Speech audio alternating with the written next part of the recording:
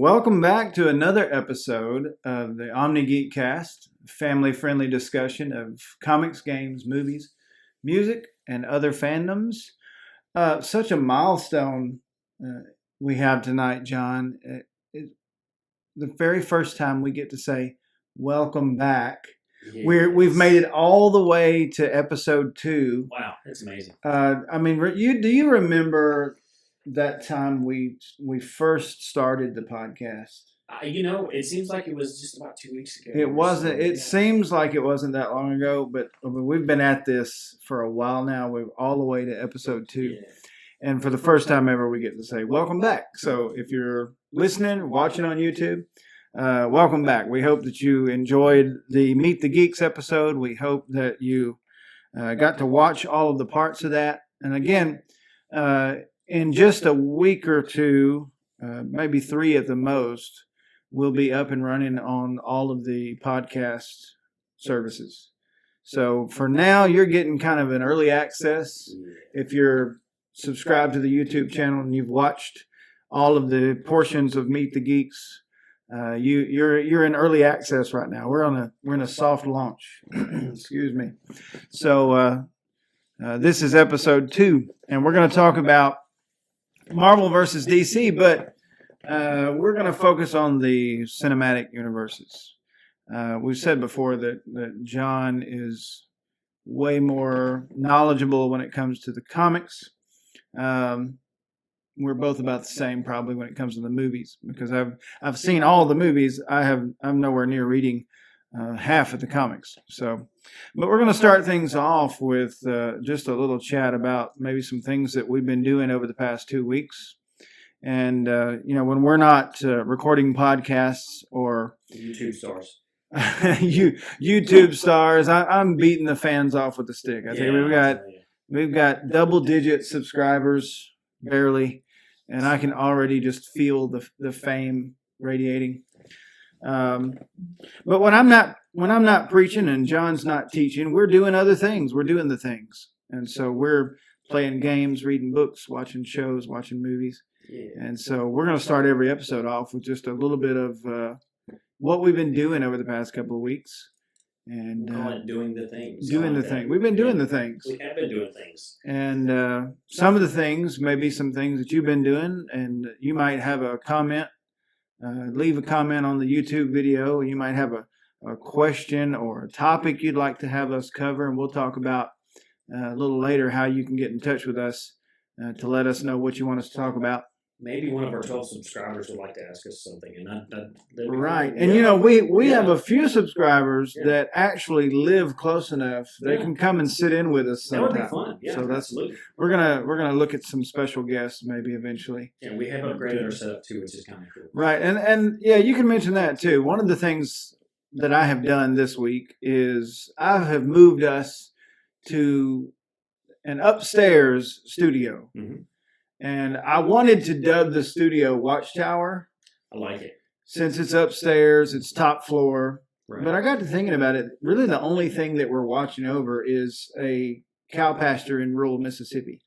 So Watchtower, that's a little bit of a grandiose name for a misnomer, yeah. Something like this. Yeah. But as far as things that we find interesting or entertaining, I feel like that suits us perfectly. But so we're coming at you from the Watchtower tonight. Yeah. It's our brand new setup. You probably notice a little difference between this and the other videos. And we may tinker with it a little more, but I like the way it looks. Oh, yeah. And I wish that I looked better. There's not much we can do about that. Not a whole lot I can do about that. Still faces for radio and podcast. I'm working on getting in better shape still, but my face is just going to be what it is. So. Yeah, I'm sorry. I mean, I didn't have anything to do with it, but I'm sorry that you have to look at it. Maybe we can get some of the Warner Brothers people to come in and do some special effects work on our faces. That's a terrible idea. I hear they're not the best at their job. There may be people who can operate Photoshop even better than that, which would be amazing. Well, John, what are some of the things you've been doing this past couple of weeks? Since the last time, I don't know if you remember or not, but the last time that we did this, I had a little bit of a cough. and then I went home that night, and by the time that I actually got home, I was just achy again. And the next day, I went back to the doctor, and they said, "Well, your flu test is showing up as negative, but you've got all the symptoms of it again." And I think it was I went back. I think I had the flu again. The test showed up negative, but that was a lot of fun. So if it looks like a duck, quacks like a duck, it's the flu. Most likely the flu. So yeah, that was a lot of fun. Other than that, I've been reading. I kind of decided that I was going to go back through the Infinity Gauntlet series. I've got it's a lot of fun reading old stuff. That's kind of what I've been doing as far as reading. I've been reading the first Percy Jackson novel too. And it's just, one of those things. I watched the movie years ago and then I never really picked up the novel, but I've started to do that. It's pretty interesting. I enjoy it. I talk to people. Congrats on reading back through the Infinity War stuff again. Oh, yeah. I don't own those, but there is a YouTube channel called Comics Explained. Yes. Where he goes through the entire series, Infinity War, or Infinity Gauntlet, then Infinity War. And it's neat to listen. You pretty much get the whole story with him explaining what's going on. Right, yeah. That's a good channel to listen to in the background if you're doing other stuff. You talk about reading that novel. You said you saw the movie years ago, and now you're reading the novel. Right. I have tried to tell people for years now. Most people that are into reading novels probably wouldn't agree with me. Right. But you know how you read a novel and then the movie comes out and the movie just left so much out, or you think, the book was different, right, or the book explained this a little better, or the movie had to cut short because it's got to be within a reasonable time. Right. And so people always complain about the movie left this out or changed this or whatever. I say watch the movie first and then go read the novel, and then you can say, well, it added so much to the... there's some truth to that. I remember I can't remember which Star Wars film it was. I think it was the second or third, episode 1, 2 or 3, and it was the one where Anakin and Obi-Wan are flying through space because Padme's in trouble. And they're all in their own X-Wing, and it may not have even been an X-Wing, but that scene lasts maybe 10 minutes of the 2.5-hour movie. And in the book, it's half of the book. And I actually went through and I watched it first, and it was a thrilling first half of the book. But then I really kind of feel like the authors realized, okay, well, I've already written 700 pages on the first 15 minutes of the movie, so maybe I should move on. And then on the other hand, you've got films or books like The Hobbit that are turned into films, and they decided to make a trilogy out of it. Yeah. And I feel like you could have done 2 movies out of the book itself without adding an entire extra. Well, in the Hobbit trilogy, I mean, we may do an episode on the Lord of the Rings and the Hobbit trilogies, but they really squeezed all they could out of that. Yeah, absolutely. And it was just purely for the purpose of having a trilogy. And you can tell it. It shows. I mean, how much extra money does Peter Jackson really need? I mean, but there's a lot of movies here lately that you'll hear people talking about them. They'll talk about, well, in the book, this is better explained. So when you watch the movie and you think, well, that didn't make much sense, or what are they thinking, right? Right. Well, if you read the book, it has time and space to actually explain their thoughts. So we watch a scene in the movie, but when you're reading the book, you're getting not only the picture painted for you, but you get what that person is thinking to themselves. Yeah. So it's just fleshed out more. So I think that for me, that's the way I'd rather do it. I'd rather watch the movie, enjoy the movie, and then go back and read the book, and then fill in some spots, or it just adds to it. And to me, if you read the book first, which I'm sure, most novels, especially when a new franchise is being created, usually the books have been out for years, and most likely you've read them. Well, and you have your image about what everybody looks like or what this place looks like, and then it's nothing like that when you see the movie. Right. Well, the one that that jumps out in my mind that the film was just disappointing for me. After reading the book was the Green Mile, and the Green Mile was initially it was done as a series of smaller books, um, and just the film they missed some characters. There's a character named Bruce, and they took a lot of his lines away and they gave it to the main character, Tom Hanks' character, and I was kind of disappointed with the way that they did that. The casting was fine, but the way that they moved some things around, I wasn't too. I've heard a lot of about it. people say that about the Green Mile. Yeah, That they were disappointed because of the things specifically that they did change. right. Now Michael Clark Duncan was fantastic. He was John Coffey. I thought he was fantastic. Other than that, really the only thing I've kind of been really keeping up with it has been, and this just falls right into what we've been talking about, the geek stuff. Is Dragon Ball Super. That's my jam right now, and unfortunately, what I've heard that I've been keeping up with the English and the Japanese version. The English is about 60, 70 episodes behind the Japanese, and they're actually ending the series in March in Japan. Or I don't know if they're going to end it or if there's stopping it for a while to prepare for some other things that And I have to admit that as big a fan as I was of Dragon Ball Z, I haven't yet to watch Super. I didn't get into GT.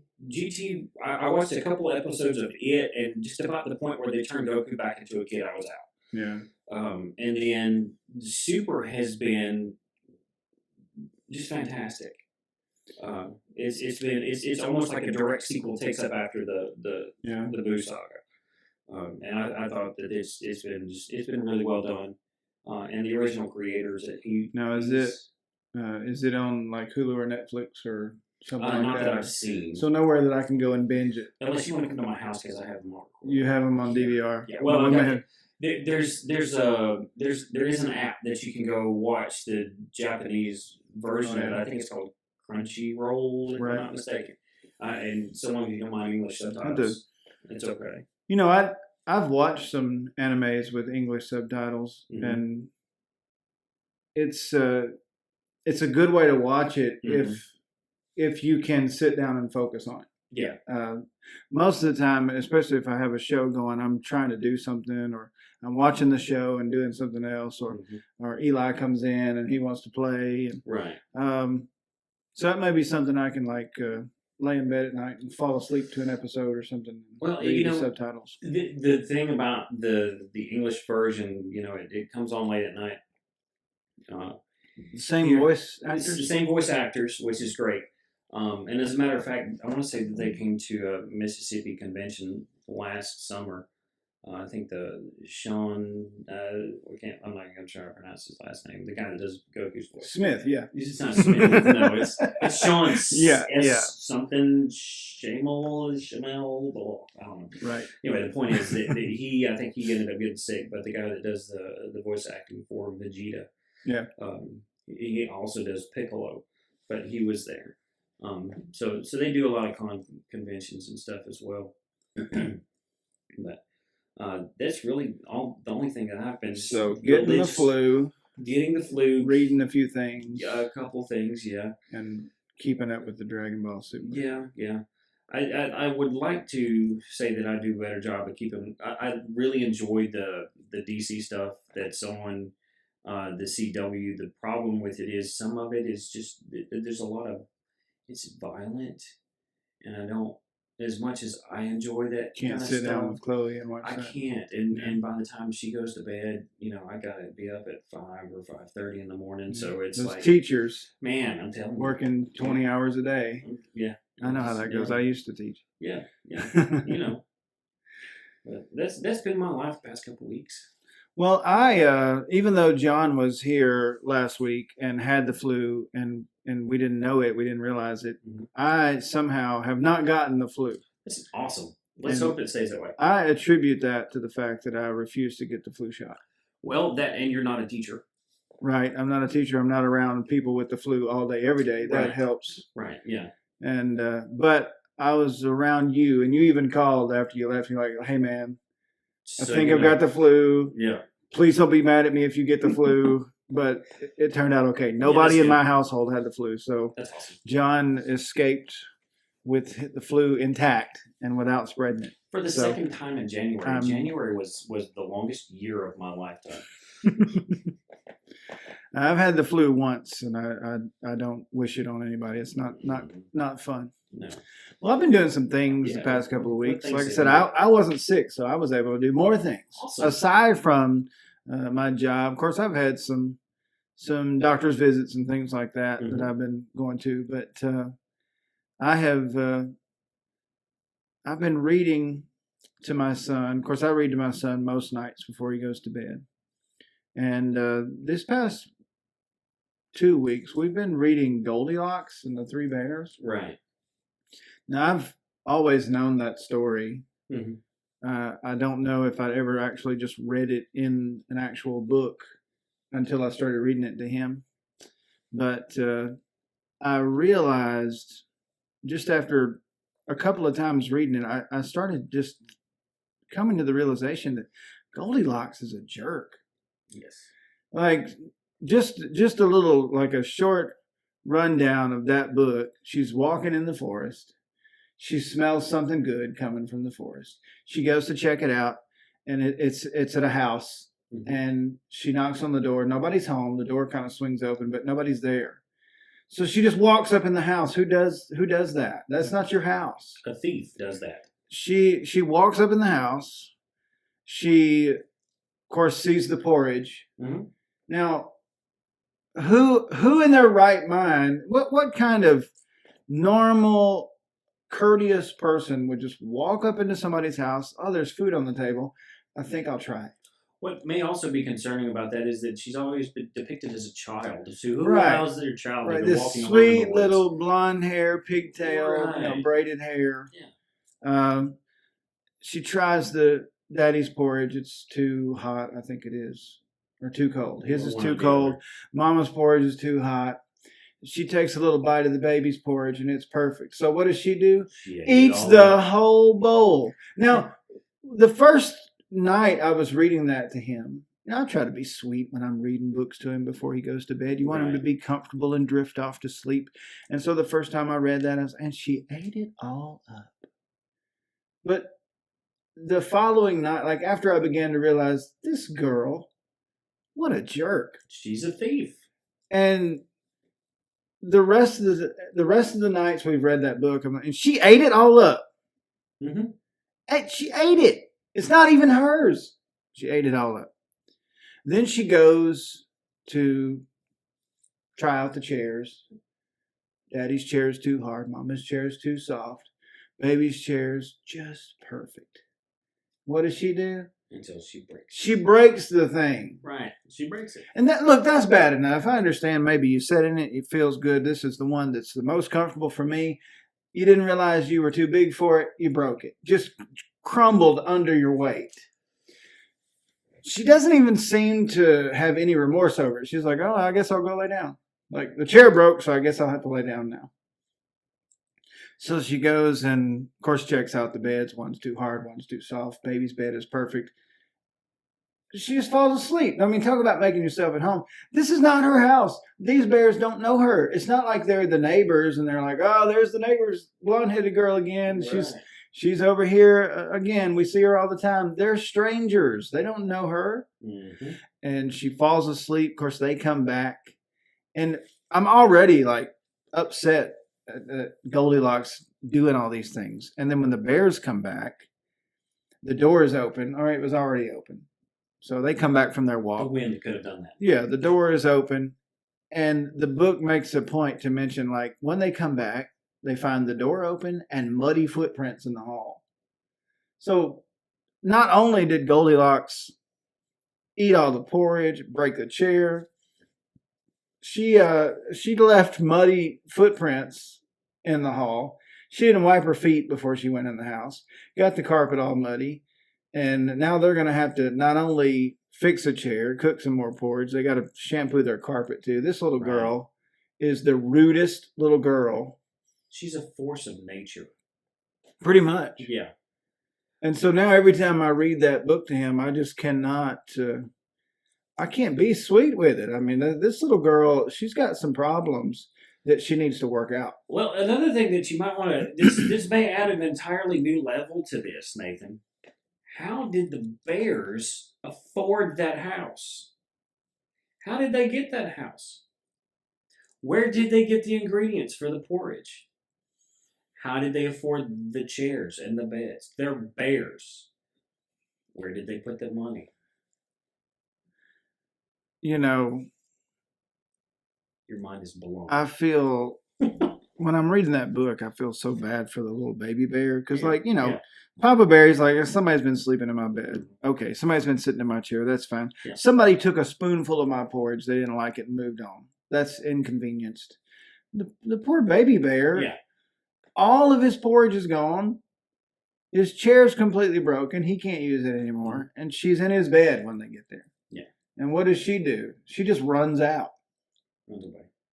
And you can imagine these bears just sitting there looking like, what was that? Mm-hmm. Like, yeah. Anyway, that's like a little side thing. I just kept thinking about that all week. Like, this little girl, I can't believe that nobody has ever taught her. First of all, don't be going in people's houses when they're not home, right. and you don't just take food. You see that it's been prepared. You see that it's ready to be eaten, and it never crosses your mind. Well, maybe they're coming back. And you're supposed to wipe your feet before you go in a place. You should wipe your feet. Mm-hmm. Yeah, absolutely. Absolutely. So anyway, to wrap that all up, I got a big problem with Goldilocks. Well, she and her best friend, Little Red Riding Hood.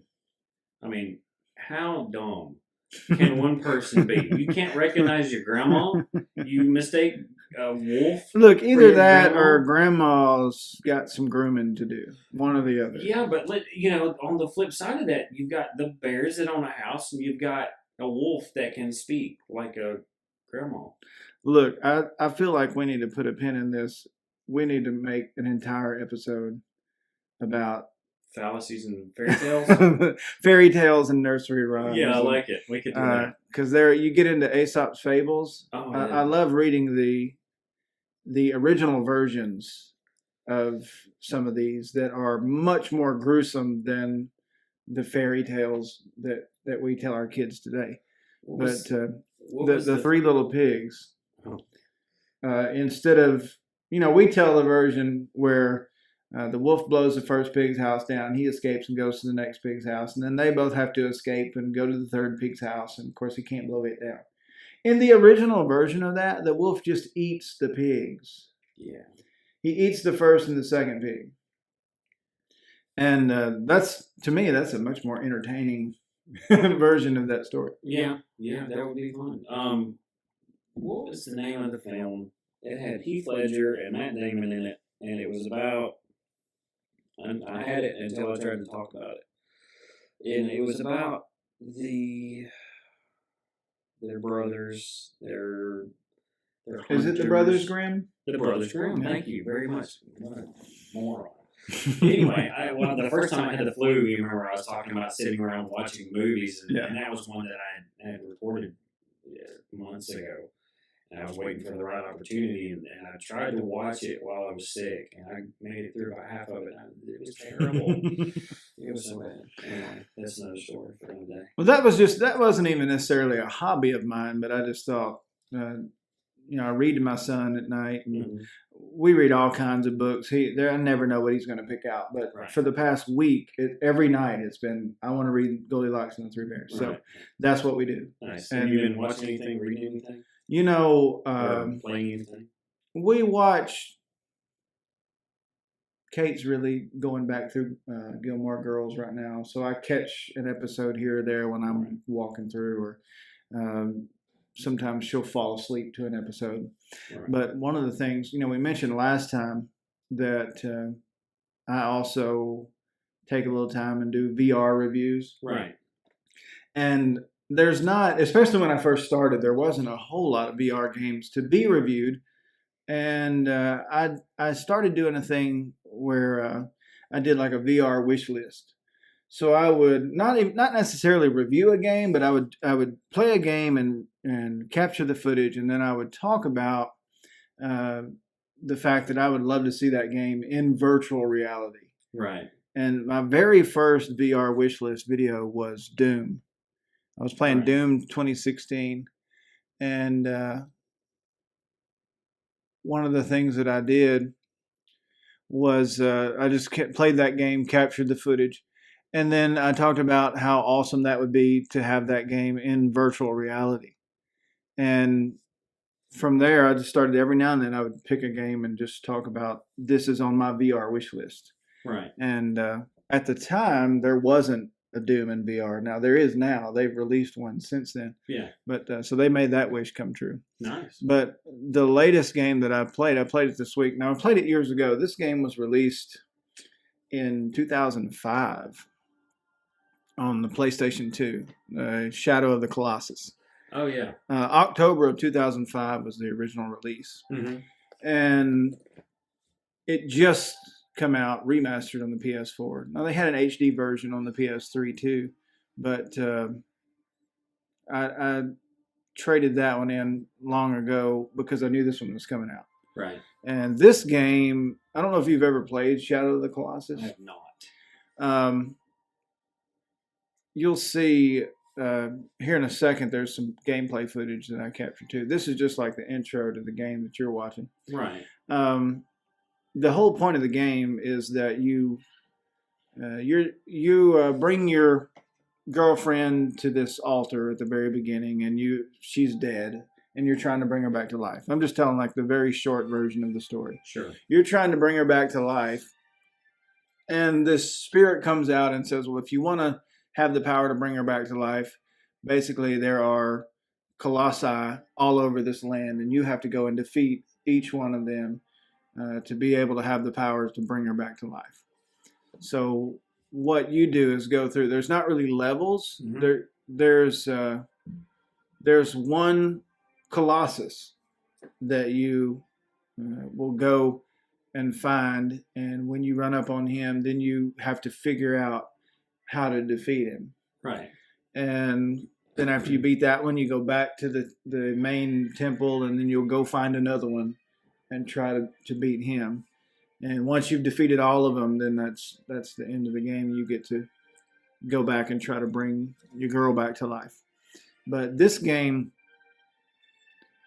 a lot of times when I'm talking about virtual reality, right, one of the main things is how immersive it is. And I know I always say that. I always repeat that over and over. It's so immersive. It's so immersive because you're inside the world. And this game would be a perfect candidate for virtual reality because one of the greatest things in virtual reality is some of these games that have huge dinosaurs. I did a Voltron game. Yeah. Where one of the lions flies up and lands in front of you, and you feel like you're there. It's the coolest thing in the world. Right. And this game has these huge colossi that would be so awesome. Well, what we're looking at is just gorgeous in virtual right now. reality. Yeah, it's a gorgeous game. And remember, this game was originally released on the PS2. Now it's been remastered. They've probably put some new textures on it and prettied it up. But the thing about this game, a lot of times if you go back and play an old game from 10 or 15 years ago, you have a memory in your head of what it was like when it first came out. And then you go back and play the Nintendo 64 today, it's ugly. Yes. Like it's nothing like you remember it being. Right. And this version of the game, I'm sure, looks 10 times better than the original version. But it looks like I remember it. In other words, I can tell that it's not as detailed as a lot of PS4 games that were built on the PS4. But they've done an excellent job at kind of updating everything. You can tell that there's some PS2 models and textures at work here. Right. But they've put a nice gloss over it. I mean, it looks amazing. Mm-hmm. And Now you're looking at some gameplay footage, and if you're watching this on the YouTube channel, you'll see the footage too. And if you're listening to it because you found us on the podcast service, then maybe go over to the YouTube channel and check this out if you want to see it. OmniGeekCast. Yeah, we're the OmniGeekCast on YouTube, and we'll tell you again later how to get over there and subscribe to that. But you can see there's the Colossus, and he is so huge. And I mean, just playing it on like a big screen TV is nice, but I just imagine this game kind of reconfigured in first person and standing at the feet of this thing. That would be good. and looking up. Yeah. I just think that would be awesome. That would be cool. Now the whole point of one of the things that you have to do to defeat these is you have to climb up. They have spots that are.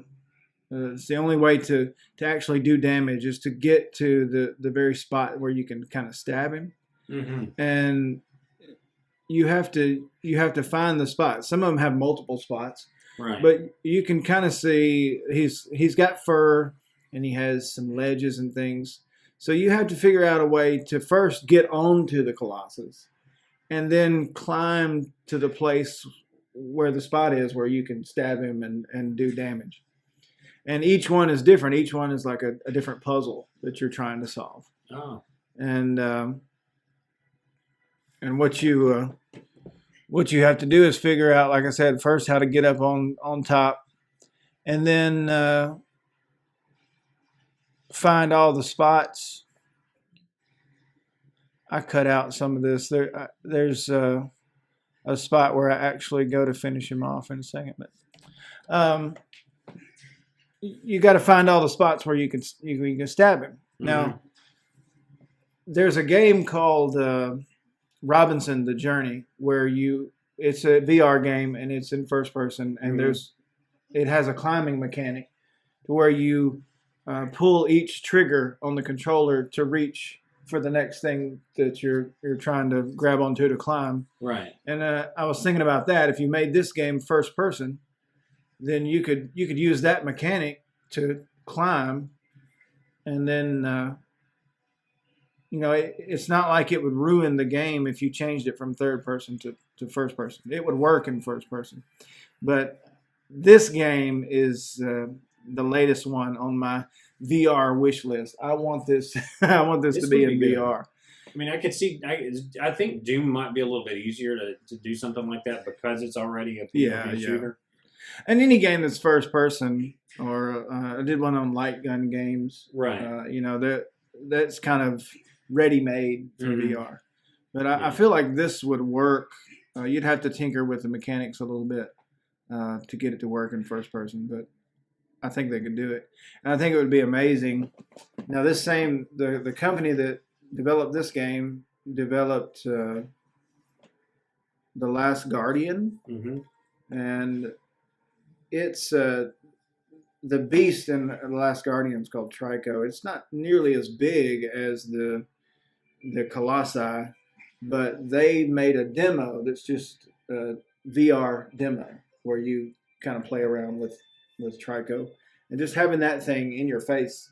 Right. Like I said, anything like that is amazing to get to see these huge, whether it's dinosaurs or the AT-AT in the Star Wars game. Oh, yeah. You see it just walk by in front of you. Yeah. Those things are amazing in VR.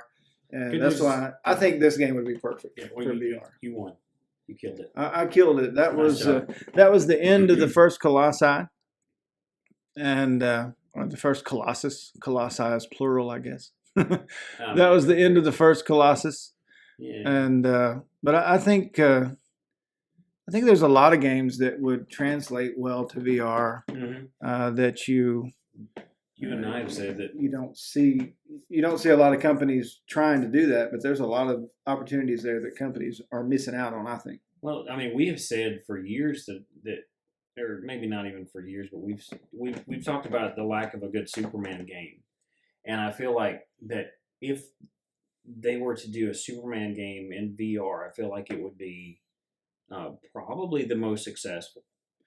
And there is a Justice League Mm-hmm. VR experience, Right. and you play as each member individually. Mm-hmm. And I haven't played it. I read a review of it, and it was kind of disappointing. It just said that it could have been so much more. There's so many of these movie tie-in VR experiences, quote experiences, that just kind of it's just put out there just to have the name on it and have something go with the movie. Couldn't the entire DC movie experience have been so much more than what it actually is, though? Everything about what Warner Brothers and DC have been doing, and we're going to talk about that in a little bit. That's going to be. But everything about what they're doing could have been better. Right. But anyway, that's some of the things that I've been doing, watching TV here and there, and reading books to my son, and mostly playing around with that Shadow of the Colossus. Just when I have some free time, I'll load it up and play through it. I beat it years ago, right? But it's so beautiful on the PS4. It's such a good looking game still. Mm-hmm. And like I said, I can tell when I'm playing it as far as the controls. It controls like a PlayStation 2 game, right? And you can tell that some of the models are not as detailed as it would be if it had been built from the ground up on the PS4. Right. But they did a fantastic job with it, and I wish they'd do more games like that. Right. Because a lot of those that you go back to, like I said, we used to love like Wave Race and some of those. Yeah, no, that's the one I would love for Nintendo to remaster Wave Race so that it just looked modern and controlled modern. And it kind of reminds me, what you're talking about kind of reminds me of several years ago when they went back and they remastered the original Halo game. Yeah. And I would just about rather go find that original Halo disc and play that as opposed to playing the remastered version. Now, the remastered looks gorgeous. Yeah. But as far as the gameplay goes, for some reason... They tweaked it a little bit. Yeah, it's a little choppier. And, Xbox and PS2, if you got those on a CRT TV and you got the scan lines, they still look really good. Right. When you put them on a flat screen, and it's muddy. Mm-hmm. But they still look good on a CRT. But then you go back a little farther, get your PS1 and Nintendo 64. It's hard to look at. Yeah. Yeah. Now you can go back to Super Nintendo, Sega Genesis. Those games are still beautiful because the pixel art still looks good. Right. But that first generation of 3D, it's ugly now. Mm. But I enjoy my PS4 probably as much as I do the Switch. But that game, I was kind of looking forward to that, and I'm glad I've gotten to play it a little bit and got to record some footage. And I thought we'd talk about that because I wanted to include that in the my VR wish list. Yes.